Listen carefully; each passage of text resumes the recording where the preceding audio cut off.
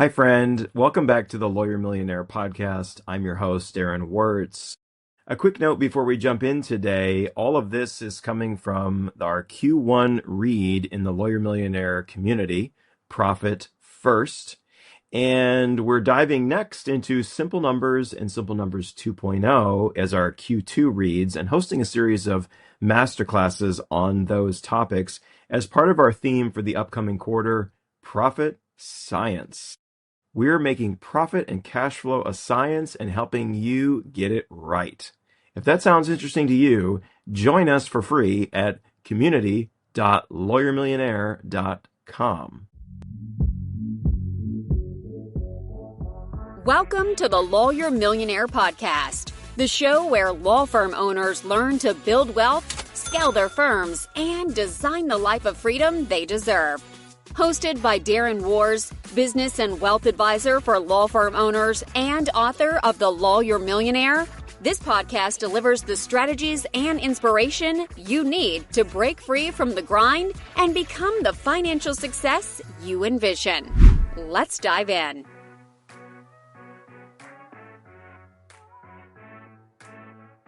Take a moment and picture your favorite client. The one who pays on time, the one who actually trusts you and listens to what you have to say, the one who doesn't argue on the billing and actually gets results because they follow your advice. Now, ask yourself, what would your firm look like if you had 10 more just like them?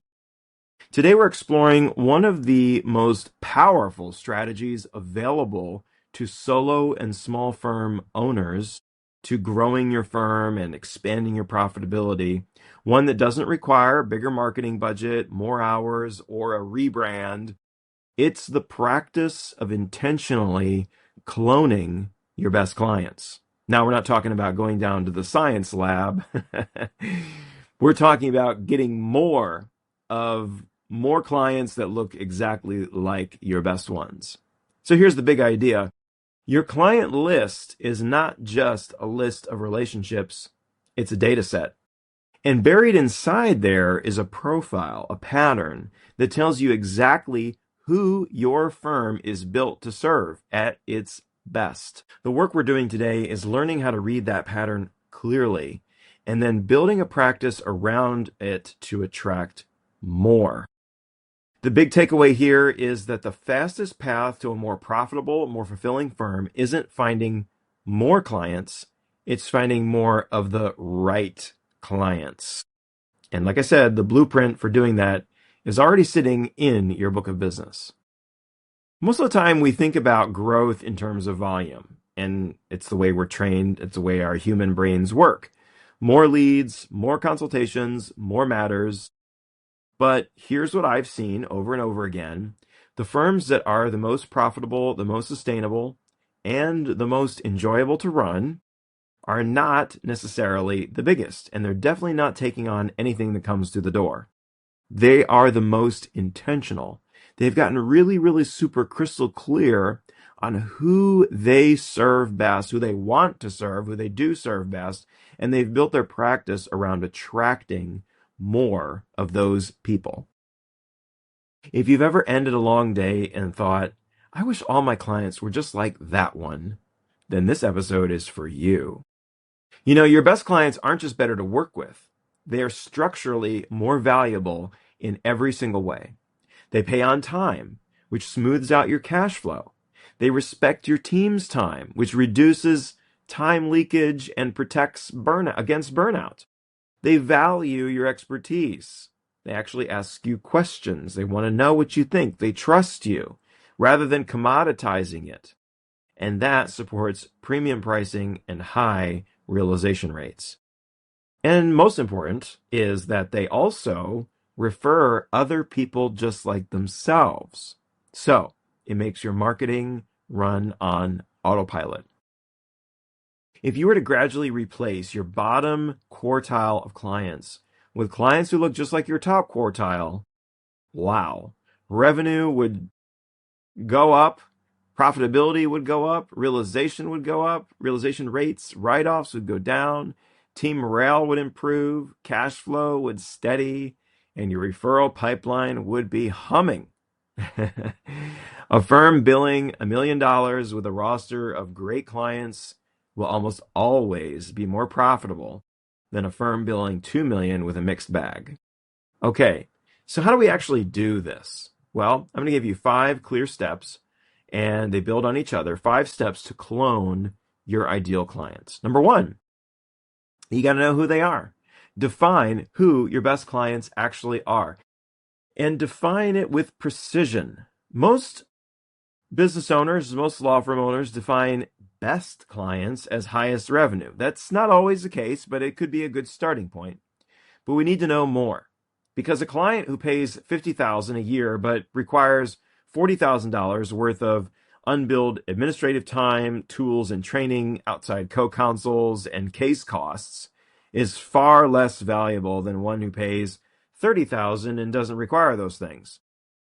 So, look at your top 20 clients and score them across a few different areas. Look at profitability.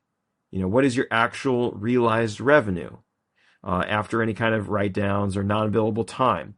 What's your realization rate? What percentage of billed time gets collected without any friction? What's the referral behavior? Have they sent other clients your way? Or would they? And what is the relationship quality? Do they respect your team? Do they follow your counsel? Do they engage in good faith? Then those are the ones you're looking for, the ones that score the highest in those 4 dimensions.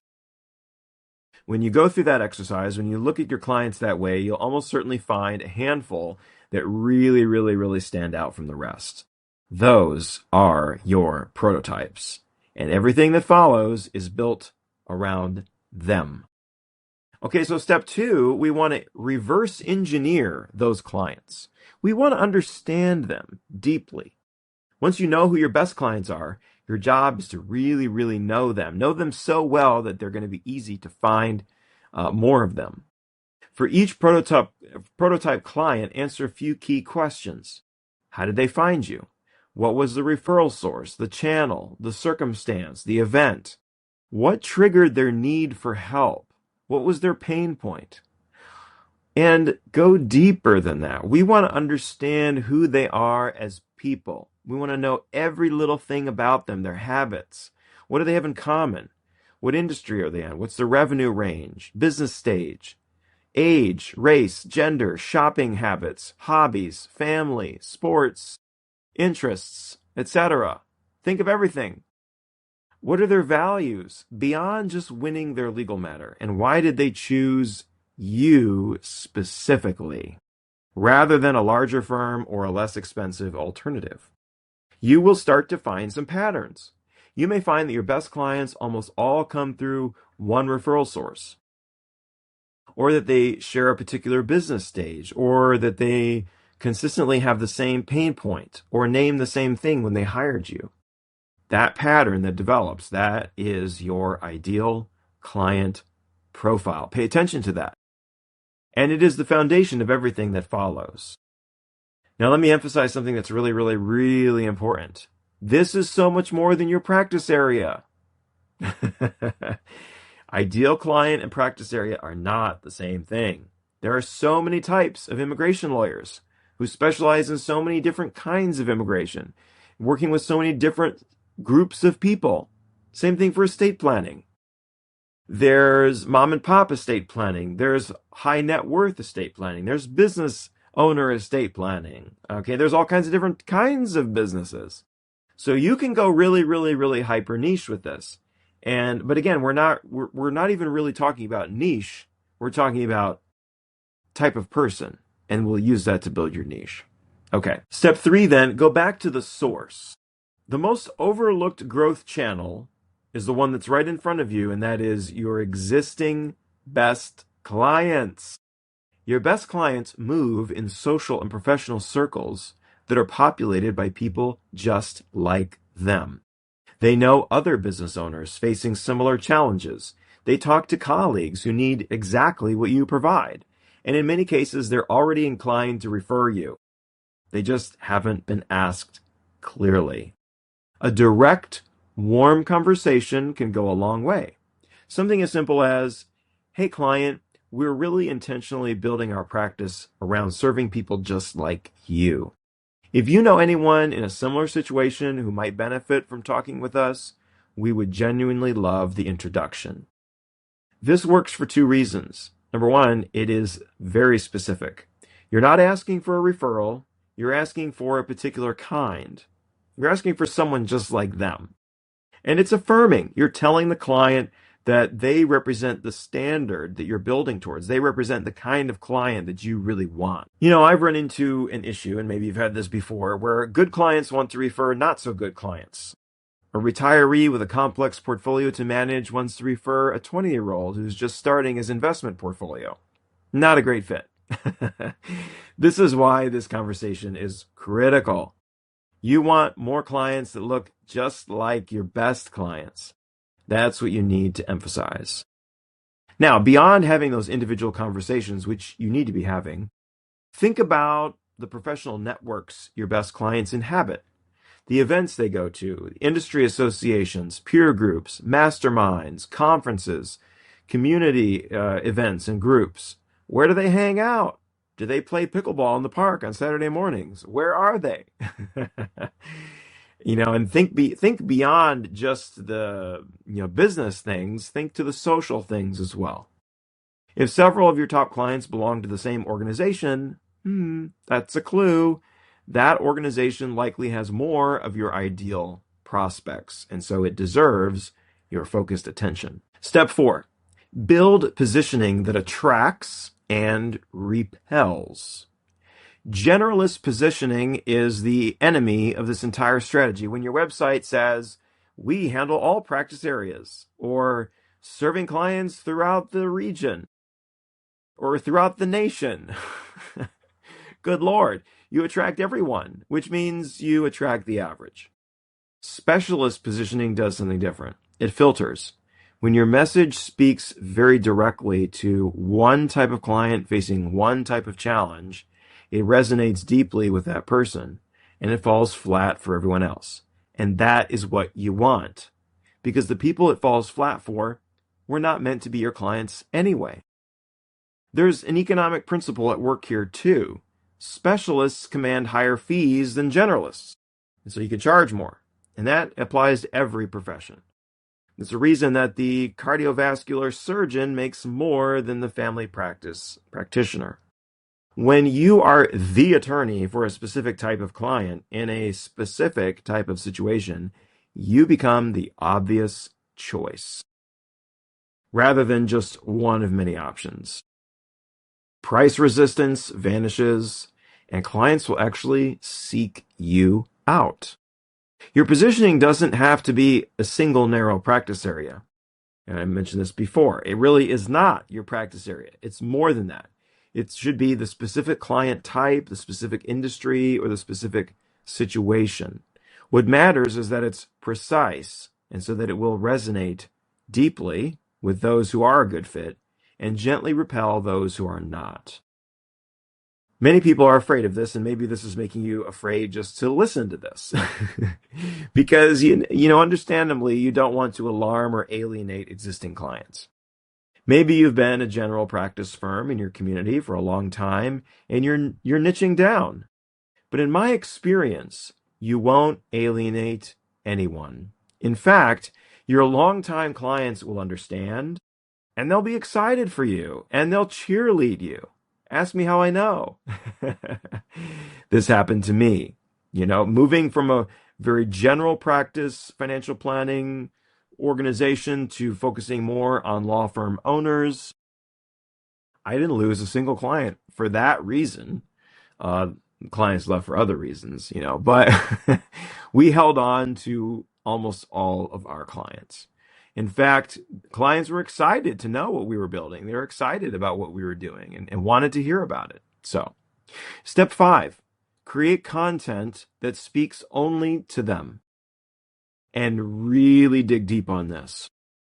It's not just surface level 5 things you should do after your motorcycle accident. More than that. Once you have your ideal client, build positioning around them that really speaks to their life think very carefully, very deeply about their habits, their values, their hobbies, their interests, etc. Use the things in their lives, their problems, their language, their concerns, their ambitions. Content does something that advertising can't. It demonstrates expertise before there's ever a conversation. When a business owner reads an article or listens to a podcast episode that speaks precisely to the challenge they're navigating, like you're doing right now, notice that, they don't think this firm wants my business. They think these people really understand my situation. That's the beginning of trust. Trust is the precondition for hiring. So is it working? You're here listening to this podcast, right? Getting information, gaining trust, hopefully knowing that we specialize in your circumstances and situations. Now, content about their situation, yes. But as I mentioned before, more also content that is about the things that they enjoy, the values they have, the fears they have, the goals and ambitions and dreams and desires that they have.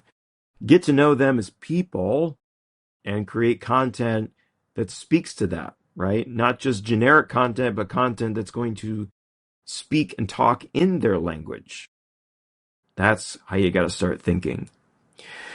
And the good news is this. Effective content doesn't require high volume. You don't need to be posting every single day on 5 different social media channels. Consistency really is key.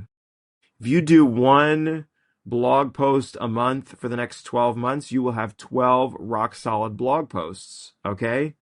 Of that you didn't have before. So don't let this become overwhelming to you. You need a consistent body of work that your ideal client would find useful and interesting.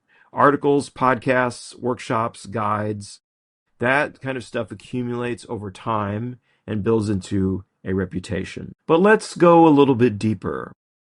Cloning your best client is not fundamentally a marketing strategy. It's a clarity strategy.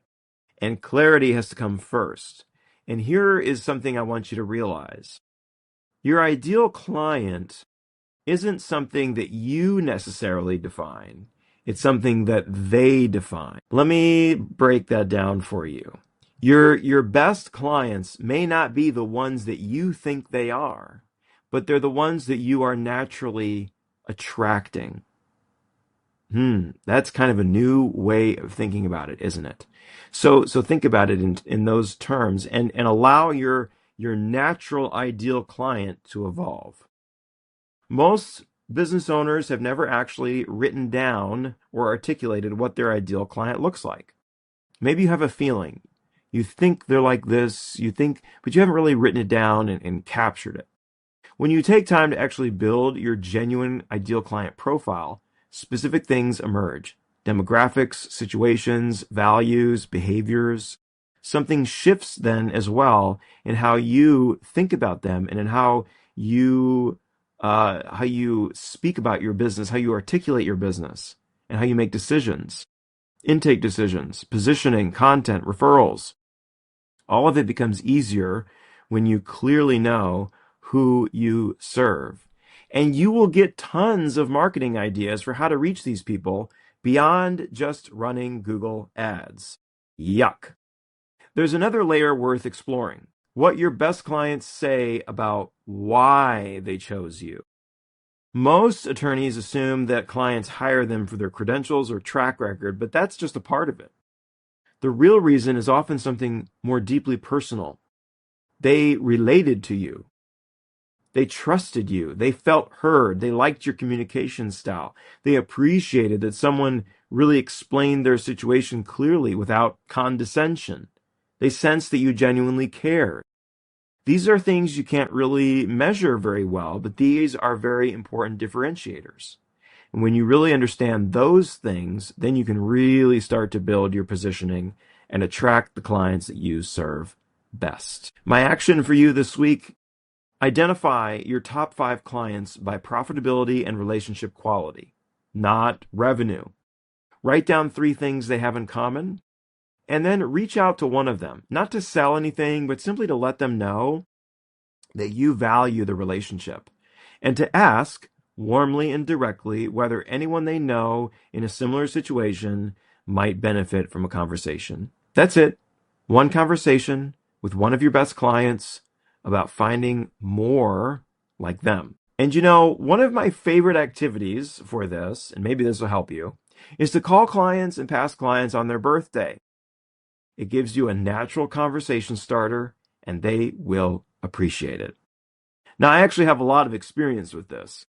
To say that I set out to build a business to serve law firm owners would be wrong. Actually, I didn't know who the heck I was going to serve in the beginning specifically. But it just so happened that law firm owners were attracted to my business, and so I adapted to them. I mentioned this before, and some of this will happen by accident. You attract who you attract. You've got to figure out who that is and build your business around that. Here at The Lawyer Millionaire, helping law firm owners get clear on their ideal client is just one piece of a larger picture that we work through together. The goal isn't just a more profitable firm, although that is great and very important. It's a firm that builds you real personal wealth and freedom over time. Client mix, realization rates, cash flow, long-term financial planning, all of these things are interconnected, which is why our model that combines business planning, tax planning, and financial planning together is so powerful. If you'd like to explore what that looks like for you, we would genuinely love that conversation. Now, this episode connects directly with what we've been doing inside the Lawyer Millionaire community. Our Q1 book read was Profit First by Mike Michalowicz, and our masterclass series on profit systems has been all about building the financial infrastructure that your firm needs. Next, in this quarter, second quarter of 2026, we're going deeper with Simple Numbers and Simple Numbers 2.0 by Greg Crabtree. Two really, really great books for understanding what your firm's numbers are actually telling you. If that sounds like the room that you'd like to be in, join us at community.lawyermillionaire.com. And hurry up, because our next masterclass is coming up quickly on April 23rd. You won't want to miss it. Well, that's it for today, friend. And remember, if your law firm isn't building you wealth and freedom, well, what the hell are you doing? Can I get an amen? I'll see you next time. Are you a law firm owner looking to build real wealth and break free from the daily grind? On the Lawyer Millionaire podcast, we share practical strategies to grow your practice, maximize profits, and create the financial freedom you deserve. Join host Darren Wars as he interviews top experts and successful law firm leaders who share their secrets. Don't just practice law, build a legacy. Listen now to The Lawyer Millionaire wherever you get your podcast. The Lawyer Millionaire podcast is for informational and educational purposes only. It is not intended as legal, tax, or investment advice. Listeners should consult with a qualified professional before making any financial or business decisions. The views expressed by guests are their own and do not necessarily reflect those of Darren Wars or Lawyer Millionaire Wealth Advisors.